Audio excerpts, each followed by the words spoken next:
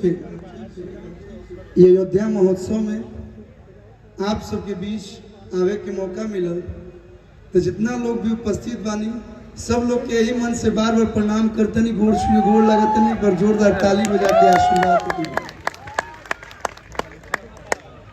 हम सब सिंगर सब एक्टर लोग के सपना होला कि हमनी के सम्मान मिले। हर एक्टर हर सिंगर मेहनत करला कि हमनी के लोग प्यार करें, और वह लोग प्यार करें नहीं जब ही।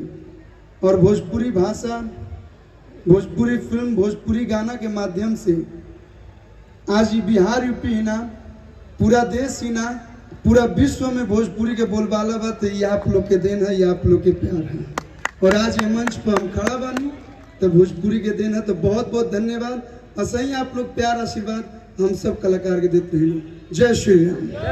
काफी अच्छे लग रहे हो, मानेंगे ना इस बात को कि ये हम दोनों के कॉस्ट्यूम काफी मैचिंग से लग रहे हैं। क्या बात है, मैं आपकी रील फिल्म की कर लूंगी 2 दिन में।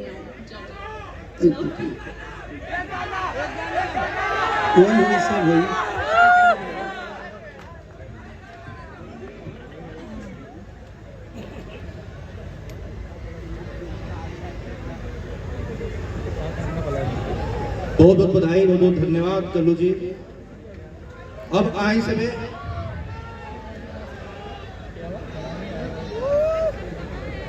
अब हम प्रोग्राम के आगे बढ़ाओ जाते हैं और आप लोग के बता रहा बानी कि परफॉर्मेंस